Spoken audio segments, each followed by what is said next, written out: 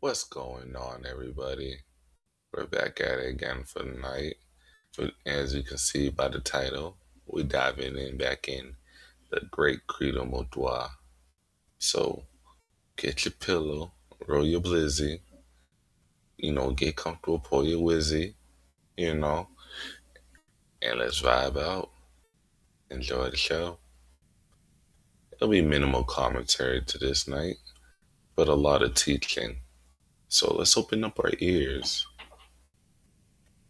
Let's go. I'm gonna resume back where we was at. Who fathered my mother?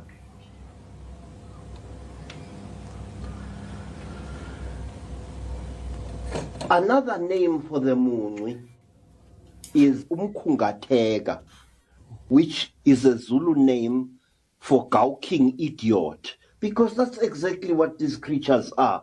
They stare at you like idiots, and when you move towards them, they show you a clean pair of heels. This creature is known as Ngadlangadla, a name which They didn't even put that in the caption. to save these Zulu warriors. And he was the man who fathered my mother. This is the part we left off at. Another name for the Munwi is Umkhungatheka, which is Uncle Antega. Uncle Antega. a Zulu name for gawking idiot, because that's exactly what these creatures are. They stare at you like idiots, and when you move towards them, they show you a clean pair of heels. This creature is known as Ngadlangadla. Oh, Gayangas. What is it? Hold on. I won't pronounce. Warriors.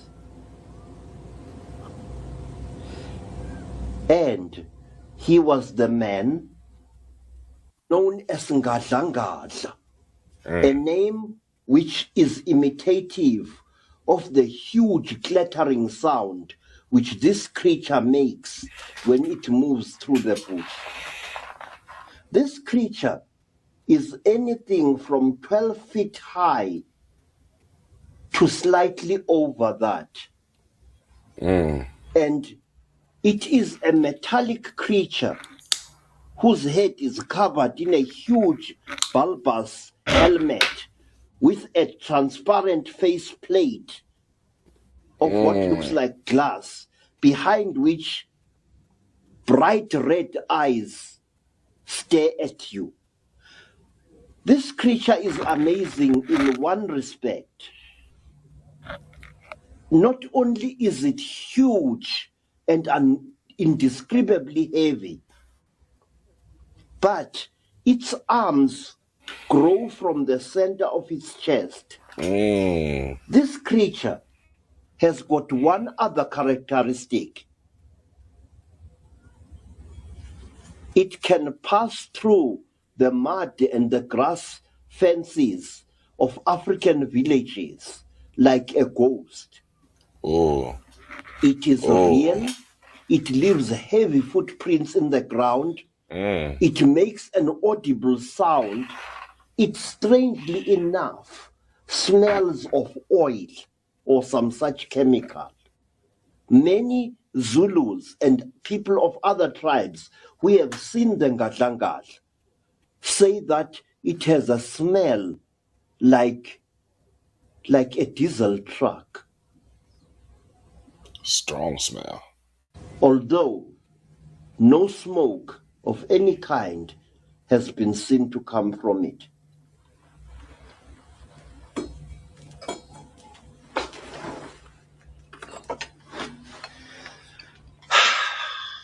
Meet Chimombe, the man of Aya. One other extraterrestrial being that has been seen in Africa hundreds of times. This creature here has the distinction of being worshipped in many African countries as a god, but it is a space-faring entity. It looks for all the world like a cross between a robot and a battle tank. Its head reminds one of the turret of one of the war tanks of the That's one scary, ugly looking thing right there. Second World War. And its body is made up of heavy metal with many joints which move with a faint hissing sound. In Nigeria, they call this entity Ogon. All gone. In parts of Central Africa, he is called Nguguni, the Lord of the Blacksmiths. And in The law of the blacksmith. the land now known as Zimbabwe, Nguguni is worshipped as Chimbi or Chimombe, and his shrine is in the Zambezi Valley. There, in the shrine of Chimombe, you will find black men and women who wear clothes made out of black cloth. And in olden times, these people used to accept gifts of rolls of black cloth from all people who visited the shrine of Chimombe for any reason. So they just give you black cloths for coming through. Okay. Nice welcoming gift. If the priests of that shrine do not trust you, they will show you a piece of metal, a twisted rod of metal, which has been driven into a piece of wood, and they will tell you that this is Chimombe. But if you are a traditional healer, a black medicine man or woman whom they trust absolutely, they will fetch from a secret hiding place in the bush the real object which they are the guardians of. This is a piece of metal about half an inch thick and about the size of both my hands placed this way. The piece of metal, and I speak as a person who does metal work of all kinds, the piece of metal that these priests showed me after I had stayed in the shrine of Chimombe's vicinity for a number of weeks and had earned the trust of the priests is like no metal I've ever seen on earth before. It has a strange soap-like quality. It is silvery red in color if you scratch it. And it is unbelievably heavy. Its structure is very dense, but on several sides, it appears to have been fused by great heat. And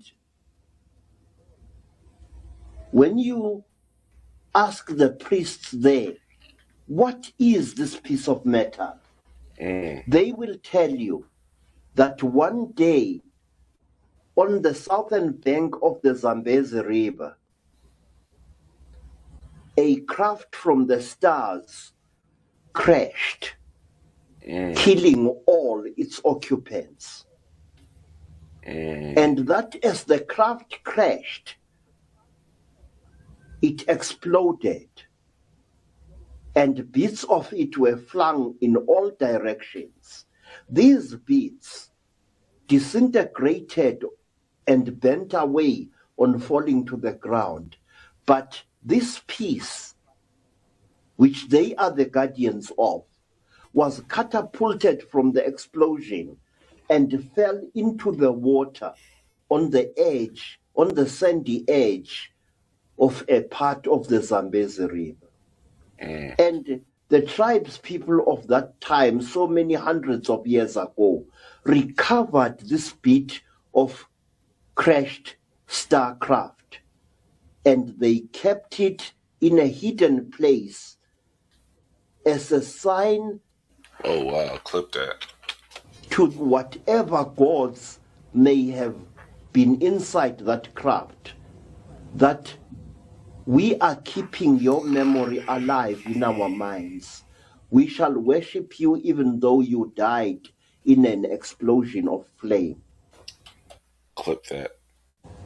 That is the story of the shrine of Chimombe. Now, I wish you, honorable friends, to meet a very friendly gentleman from beyond. This being is slightly shorter than the average human being. It is completely encased in a metallic suit, which is of a golden color or a silvery color. The eyes have a strange slanting characteristic, and there is always an odd harmonica-like object stuck to the front of the creature's helmet. There are other attachments too upon the creature's suit.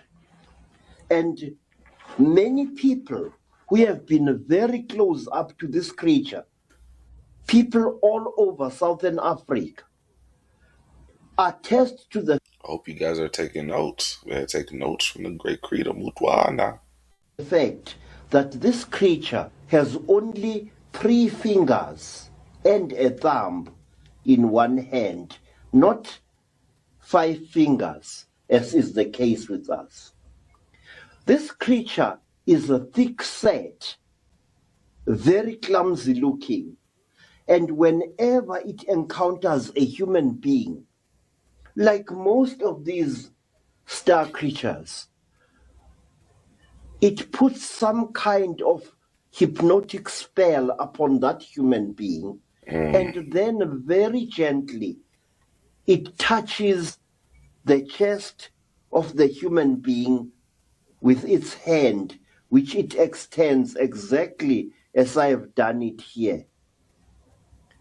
This is the way we are told this creature communicates with human beings. Clip that. You will often find this strange gentleman messing about with the 2 or 3 That's the way they communicate with human beings, just by touch. That's crazy. That would be a crazy communication. I think the whole world would be very antisocial if they could know someone by touch. Which I feel like there are people out there that can, just off of intuition, right? But if everybody knew by touch, oh man, good majority of this world would be antisocial. Existence like him in goat pens, cattle pens, and fowl runs. At one time, a Zulu householder caught a number of these creatures, and having enclosed one of his cows in a cage-like structure, which they were moving backwards and forwards, up and down, as if taking measurements of the cow for some reason. After that, the Zulu told us that cow of his disappeared while grazing with other cows. Of course it disappeared. Of course, it sized it up and measured it. It was going to be there afterwards. No.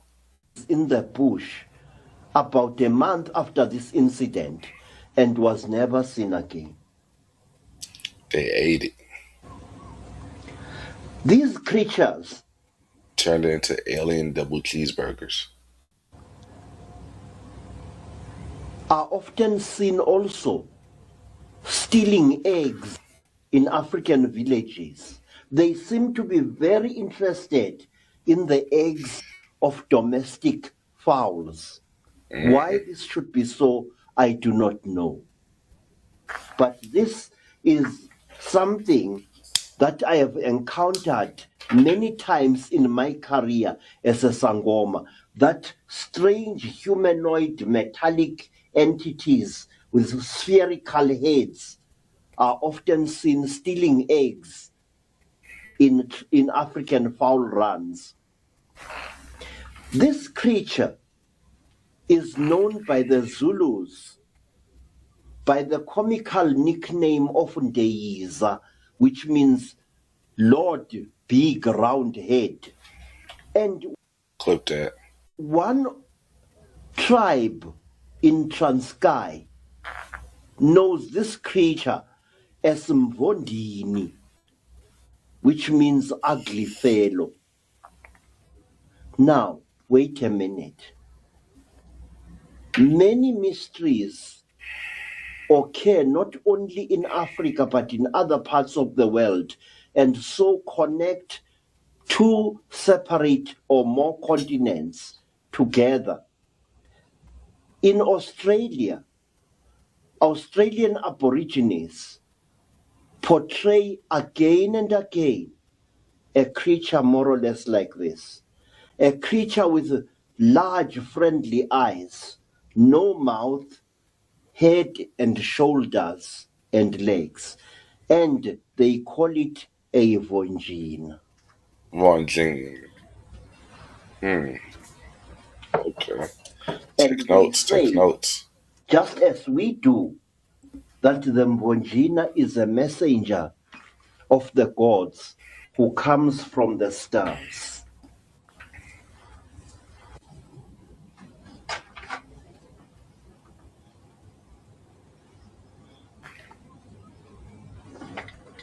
Yeah, yeah, oh, yeah, yeah, yeah, ilelio, moo, yeah, yeah, yeah, yeah, yeah, ilelio, Cairo. Yeah, yo, oh, see you. Yeah, yo, Ilelia, Cairo. Oh,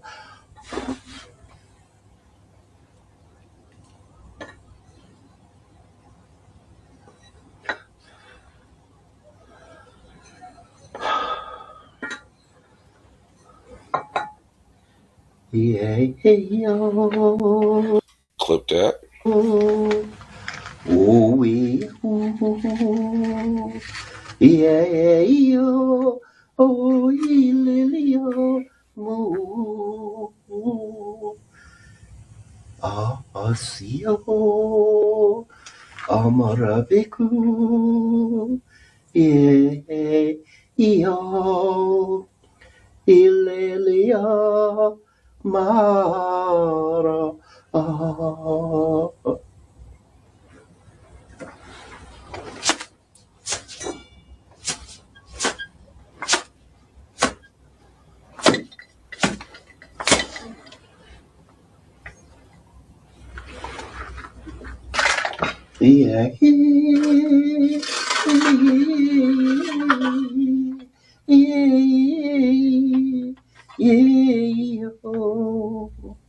Yeah, yeah,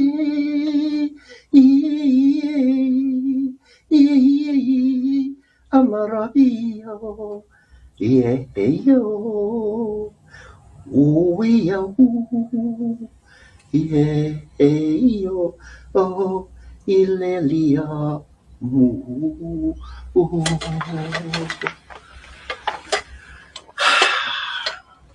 The Zulus say that he who wants to talk about the angry gods Clip that. must seek the protection of even higher gods. That he who wants to back Y'all, you know, that man just did a whole ritual on us live, man. Now we should be contacted by them. bite a crocodile must first make friends with. If you just joined us live, I'm sorry. You're going to be contacted. I'm sorry. The aliens will contact you. An elephant. The thing that I'm holding in my hands here is known as the blade of Shilumi. That thing look crazy. Damn. The hilt is a later addition, but the blade is literally thousands of years old. This thing that I'm holding in my hands has been used in many strange rituals by our people. Told you guys we just had a ritual done on us. Damn. Now we're gonna start seeing aliens. Now our pineal gland's gonna be wide open because it just did a ritual on us. Now you're gonna start seeing stuff for really what it is. When faced with extraterrestrial intelligences, if a creature from the stars is found dying in the African bush, the law says you must finish it off with this and send its soul off into the Damn. great void for reincarnation. So guys, if you do contact, you must send him off. Other name for this blade Damn. is the blade of Nanana, Blade the of warrior Nanana. goddess who came from the stars at an unbelievably ancient time to fight great battles for African people against demonic entities from the star that white people call Alpha Centauri, which star we call Liitlo Lapiri, the eye of the hyena or the eye of the wolf. But that is another story. I want to issue the following warnings based firmly upon traditional law. When you see a creature from the stars, you must take notes, y'all. Take notes. Never show fear. They are not like us. They not like us. They not like us. They not like us. They mistake fear for aggression, and they will hurt you or kill you. People in Africa, people overseas have received burns from these alien beings. Burns inflicted by beings which felt threatened by the actions of the human being concerned. Now let me tell you another story, and I will cut it as short as possible. There was once a young woman in the land of the Venda people. Her name was Nevulana, which means little rain or rain shower. Nevulana was a widow,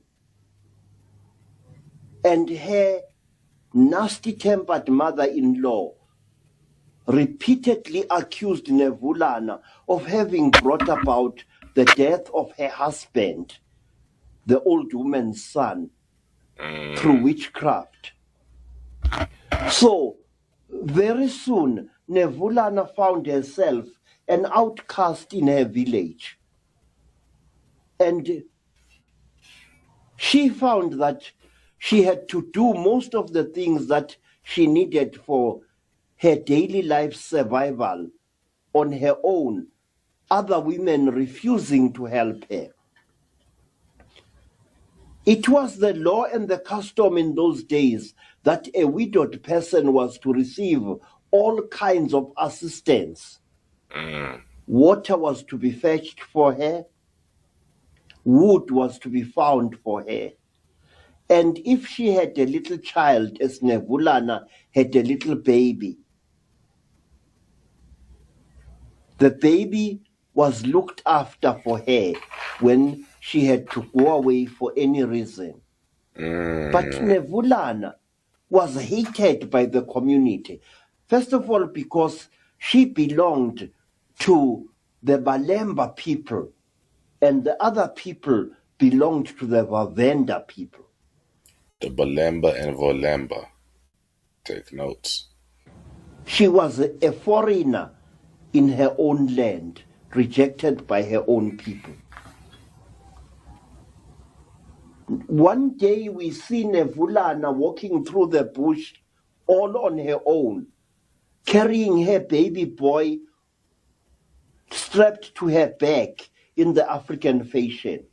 In one hand, Nevulana carries an axe, and in the other hand, she carries a rope of cowhide. She's going out to gather firewood, and she wants to bind the firewood together into a bundle and then place it on her head and carry it back home. It was an ordinary day like many others that she had known. A gentle day, a breezy day, an early spring day. The bush was green and smiling. The grass was tall, and animals were grazing all over the landscape amongst the trees. The smell of undestroyed Africa was all around. The birds were singing. The butterflies were fluttering amongst the wildflowers. We see Nevulana, a short, powerful little woman with a round face, as beautiful as the moon. Her head is shaven because she is a widow. She wears no ornaments on her arms and around her neck and on her legs. She just wears a string skirt. The attire for the widow is crazy, ain't it? Through which her powerful thighs reveal themselves again and again as she moves through the bush. Her eyes are large, alert, the eyes of a laughter-loving woman, and there is something enticing about the shape of her rather full lips. Balobedu women are known throughout the land of the vendors for the great beauty of their faces and figures, and Nevulana was no exception. In the far distance, Nevulana saw an old tree, a dry hardwood tree which was slowly dying. She wanted to climb up that tree, chop down some of its branches, and tie them together for firewood and take them home. So she saw a rock under a green thorn tree, and she removed her baby from her back and spreading the tarry baby carrying skin on top of the rock, she laid her little fat son to sleep upon the flat rock. And then she strode away towards the old dry tree. And very soon she was about to swim after it like a little ape to cut down the branches when a puff adder was in front of her. Its terrible hissing, sending a sound of menace over a wide area. But Nevulana was a true daughter of Africa. She was not frightened of a snake like a puff adder, deadly though this snake is. In her hands, she held her dead husband's battle axe. And with this weapon, she made short work of the puff adder. With one skillful throw, she struck the snake just behind the head, completely decapitating the reptile. And then, without wasting another glance upon the dying monstrosity, she was up the tree and she was hard at work, chopping down branches from the dead tree. And then, when she found that she had enough wood, she climbed down the tree and started forming it into a bundle, a long bundle, which she soon put upon her head with a coil of plaited grass as a cushion. We see her coming back from the old Valada been going, what's her name? Been going crazy. She been on a journey, ain't she? tree, moving like a goddess through the long grass. And she's the most hated in her town. She hear the swish of the grass and the song of the birds all around her. She moves. We see the sweat upon her face and upon her breasts. We see the glimmer of sweat upon her shoulders. She walks through the long grass towards her baby. And then, what is this? The cry is wrung from her lips, and she throws down the bundle of wood, and she stares at a strange spectacle that is taking place under the green thorn tree where she had left her baby. Her baby boy is sitting up, all 1.5 year mischievous bundle of him. And he is playing, but he is not alone. He is playing with one of the most fearsome creatures that Nevulana had ever seen in all her life. The creature looks like a human being. What? It has a bluish-gray skin. Its head is round like an egg. And its eyes are unbelievable. It's a gray. They are large and round, like clay cups out of which old men drink marula beer. They have large split pupils like those of a cat. The creature has got no nose, practically. Its mouth is nothing but a little slit above a pointed chin. The creature has got a thin neck and long, thin limbs. It is covered from head up to neck in a material that gleams in the sunlight. And it is wearing footwear of some kind. And it is playing with the little Venda baby. These two is playing with the baby. The nefarious alien that he's describing is playing with the baby. That's crazy. Or is it? Why can't aliens play with babies? They're the most purest souls on earth, right? Right? Clip that. Very dissimilar creatures are playing with a number of bright stones upon the flat rock. And they are as happy as two fishes in the Zambezi River. Nevulana screams with shock. She dashes forward to snatch her baby away from this little demon that she sees sitting on a pointed this little demon backside facing her child. She must get her child away from that thing. And as she moves forward, a hand restrains her.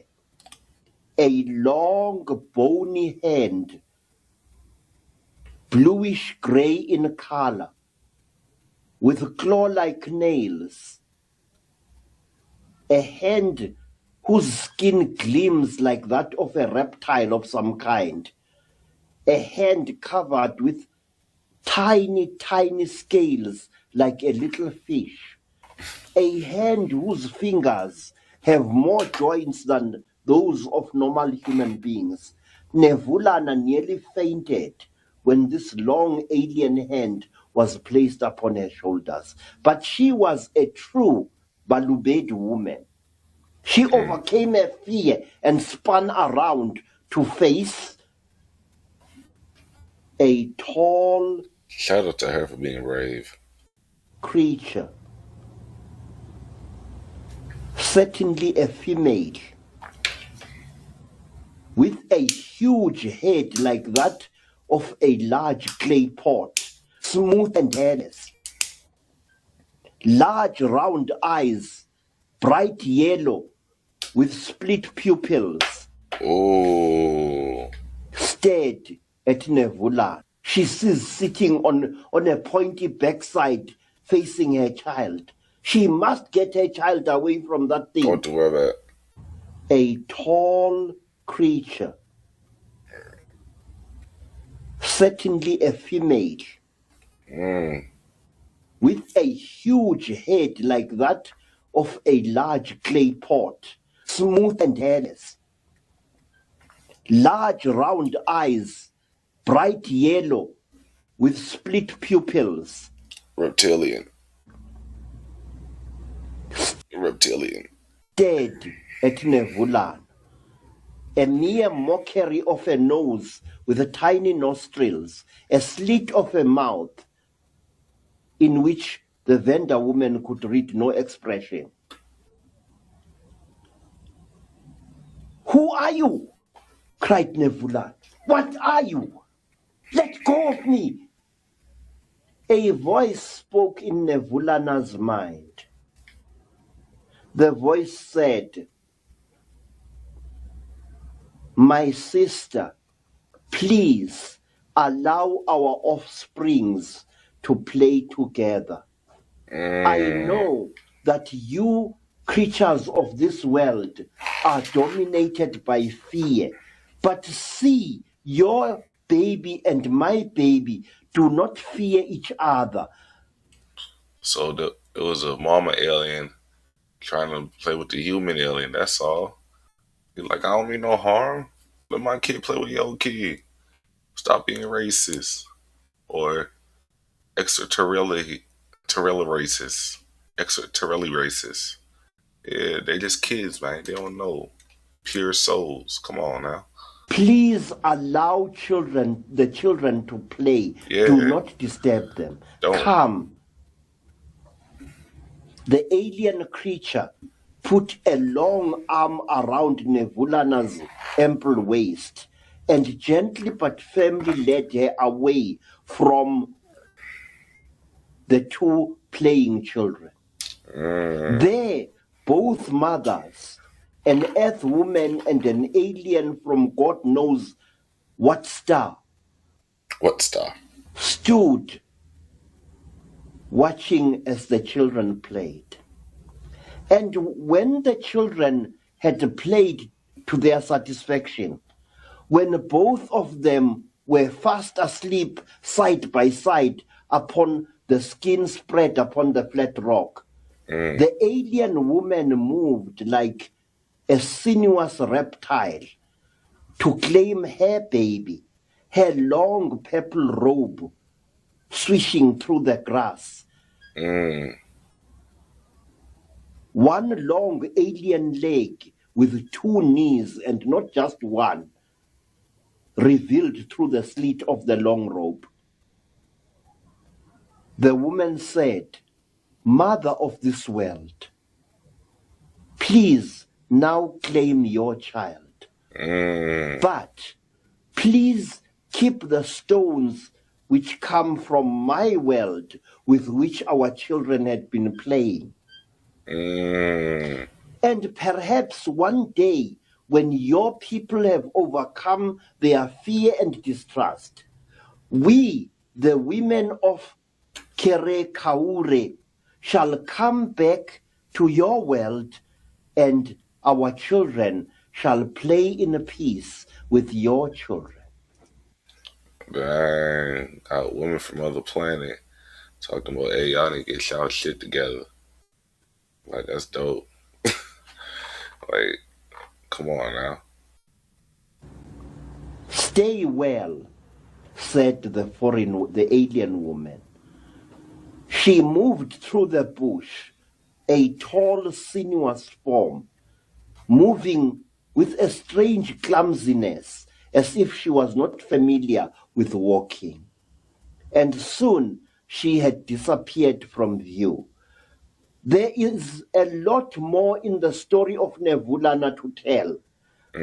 But let me tell you simply this, that after this happening, Nevulana took the stones with which her child and the alien child had been playing to the lord of the nation, the chief. And the chief decreed that this object should be made an object that commemorates the vessel in which the alien woman had arrived on this earth aboard. And inside this box, enshrined for all time, are the stones with which a child of the Venda nation and a child from a distant star played peacefully together in Africa. My friends, this is not a legend. This is a true story. This necklace that I Hear what you said. am wearing here came from the descendants of Nevulana. When people started burning elderly people to death in the land of the Vendas, a wise man fled to my home in Soweto, carrying this necklace and other precious things with him. And he gave me custody of this necklace, saying that if I died without leaving a successor, then this necklace, the necklace of 1,000,000 years, the necklace of 1,000 mysteries, must be buried below my corpse, so that no one will dig it out except the gods from the stars to whom it is dedicated. Thank you. All right, guys. We at 125. Gonna resume back with it tomorrow, man. Appreciate y'all coming through. Like always, I'm trying to be consistent with it, and I'm working, and I'm doing 5 classes where y'all don't understand. This is my hobby right here. You know, this is where I kind of find peace, decompress with my alien talk. But it's 12:07, and I do gotta get up early. Bada bing, bada boom. I work, you know, I slick work with kids. So, yeah, gotta be up early on some shit. Like always, y'all. Like always, Matrix.